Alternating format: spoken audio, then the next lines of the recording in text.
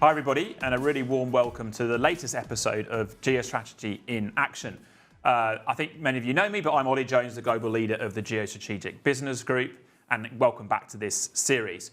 Today we're mostly going to focus on the UK and what the world looks like from the perspective of the UK, and in particularly businesses based or operating here in the UK. And to do so, I'm really happy to be joined by Mats Persson, who leads the Macro and Geostrategic Group here in the UK. Now, Mats, introduce yourself a little bit, but also many of our listeners will have heard us talk about the Geostrategic Business Group, but we deliberately called it something different, and there's a reason for that. So maybe as part of your intro, you can explain to us why it's the Macro and Geostrategic Group. Well, thanks, Ollie, and thanks very much for having me. Yes, that's right. So we like this term macro because it does also involve and bring into play, of course, geopolitics itself, where we work very closely in the UK and also globally on all sorts of interesting situations in many different sectors. But also areas like macroeconomics, clearly very, very important. Fiscal policy, how much governments can spend. Policy across various different layers. That can be policy as it relates to labor markets or energy transition, sustainability. Huge policy drivers behind all of that. And politics, political drivers, which of course we both work a lot on, but some of these local political issues as well are quite interesting. So, and maybe some of these wider social and consumer trends as well. So we like macro because that's about the external environment and critically also about cumulative and net impacts. Not look at things in isolation. How did they come together? Where are they countervailing? Where are they mutually reinforcing? Hence macro. Hence macro, very good. And so let's double click on some of those things you've already mentioned, right? So you're either a UK headquarter company or you're an international company with major operations here. What does the world feel like for you at the moment when we add all these things? Like, what are the big sort of 3 or 4 or 2 or 3 issues that you're kind of bringing together and helping people to kind of understand and to kind of flourish despite the turbulence? Well, there are a number of issues clearly, but just to pick a few from a UK horizon, and we have a lot of discussions at the moment, as we all do.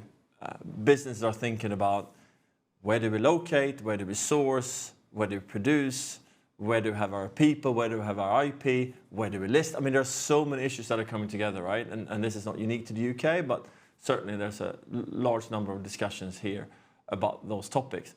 And a few things stand out. One is clearly around the fiscal environment, the tax environment. We've had a situation here in the UK, like other countries, where fiscal constraints is now coming to the fore, and we have a series of tax rises, which of course businesses are very interested in. Is this going to be a tax competitive environment going forward relative and we have to other the budget next month as well, don't we here, of course? We have the budget next month, and depending on how you count, the Chancellor here in the UK needs to plug a fiscal gap of anywhere between 15 and 25 billion pounds, probably around 20 billion pounds is where we're going to land. And that's a quite substantial consideration because it means that what we used to call in the Treasury a revenue-raising budget, a revenue-raising fiscal event will have to take place again, which means you effectively take more money in than you give out. So that is quite a significant one for businesses. So that's a huge question around the fiscal and tax outlook. And that stands on its own, but is also obviously driven by geopolitical factors such as trade and tariffs as well, doesn't it, essentially? I mean, certainly, and the whole cumulative competitiveness and economic strength of the UK is very much dependent on what's happening globally as well. Of course, the UK has a lot of things in its power, but let's take, for example, the global trade tensions and the impact that have on economic growth. And therefore also on the fiscal uptake. It all sort of fits together. And in particular, this point around the UK's productivity is a very important consideration when you also think about the fiscal outlook. Yeah, interesting. And so you've got those fiscal trends. You mentioned sustainability and climate change too. And then you also, I know, talk a lot about sort of location decisions in this environment. And that's obviously a UK issue, but it's a kind of global issue. So what are the kind of considerations that companies and other organisations are thinking through at the moment? What are the different drivers of their decision making?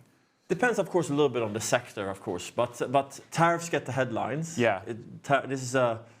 We hear a lot about tariffs all the time, and with good reason. Of course, this is a very big topic. But actually, if you think about location decisions, where you think about, particularly when it comes to anything that needs to move across a border, it's often the non-tariff barriers that are the more difficult one. A tariff is a border tax.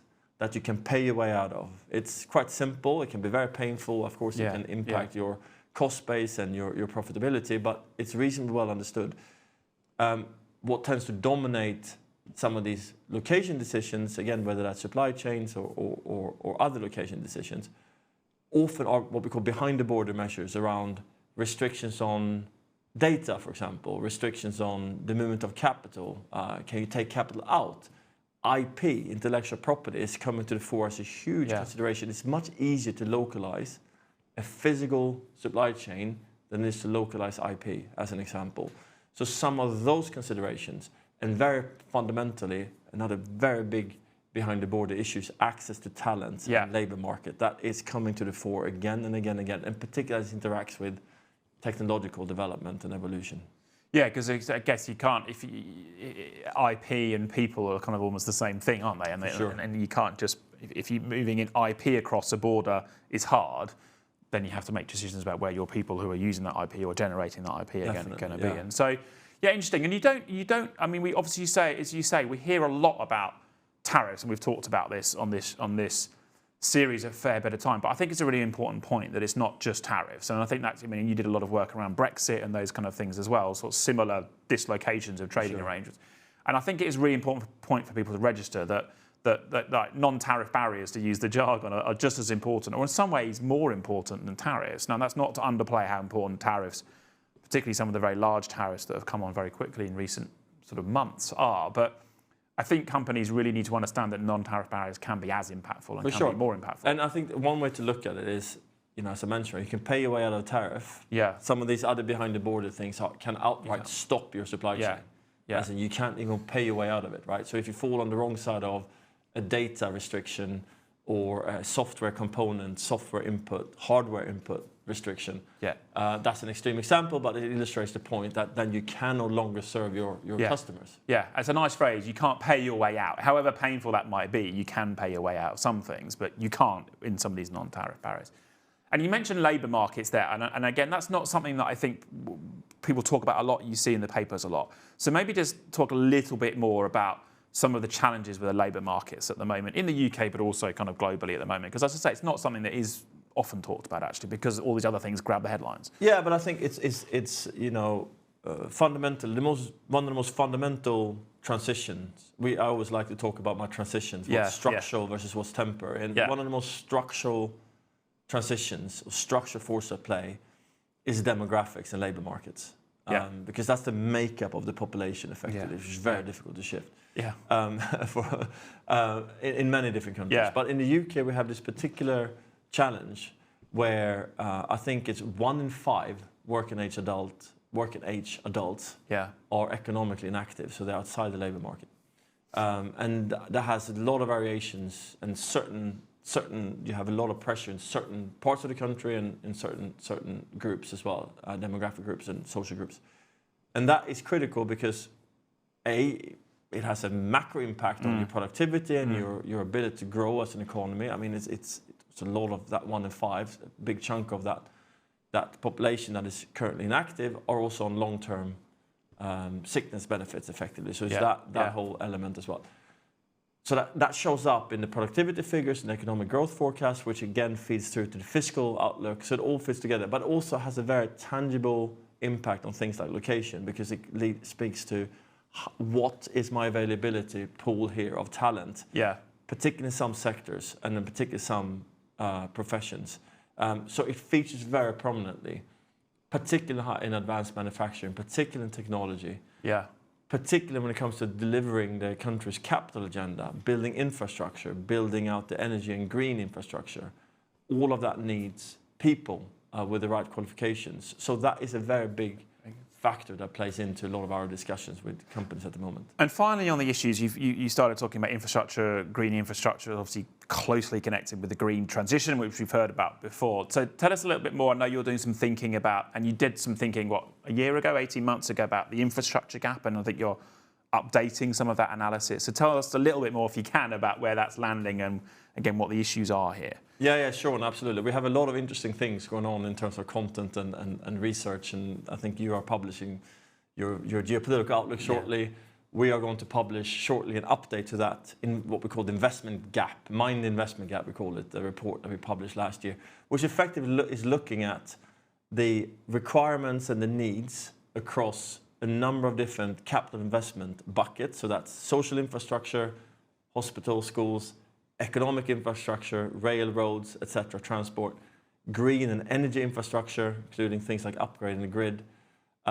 We are looking at technological and digital infrastructure, which is becoming more prominent, of course. And then finally, what we call strategic infrastructure, which also includes defense, but things that you do to shore up your industrial sovereignty, your domestic capability in a way you perhaps wouldn't have done a decade ago because it's more insecure world. So we look at those needs, then we compare, to my previous point, how much we compare that to how much the government is projected to be able to spend over the next 15 years across these thousands of projects that are currently in the pipeline. And then we look at the gap, right? And then we come up with a number of ideas for how you can close that gap, which doesn't necessarily involve more tax rises or more government spending. Yeah, because it would be naive simply to say, well, you have to spend more, right? Exactly. Because there is a gap and governments are constrained by things to the point where we started the conversation.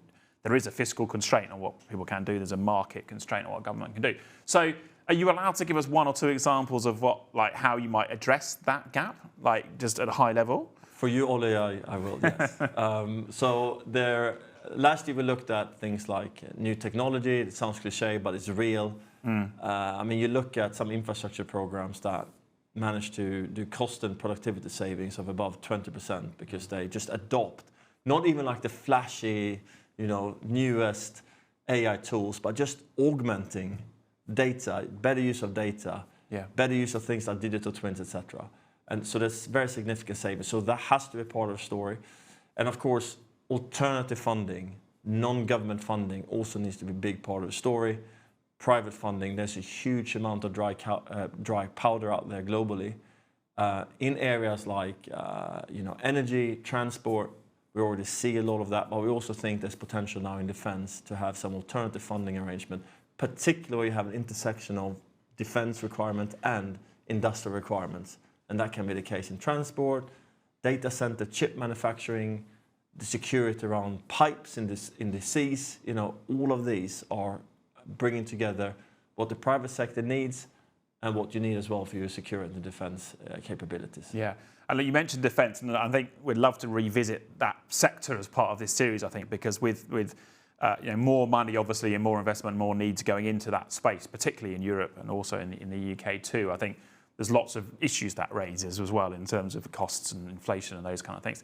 Can I ask you just one last question to come back to kind of the big picture when we started, which was there are lots of difficult trends and difficult structural trends, the point that you make really well.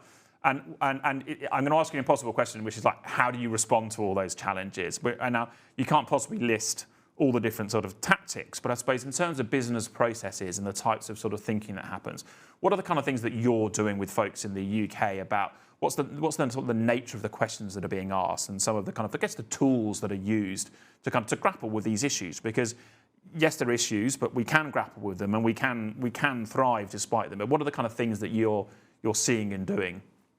There are so many things going on, right? But a few things stand out. So one question we often get asked is, can you trust policy, for example? Can I trust this piece of policy, given all the political and geopolitical uncertainty we have out there? Just looking ahead at the UK election in 29 now, and the US election in 2028, the French election set for 2027. If you look at all these political uncertainty, which policy can you trust?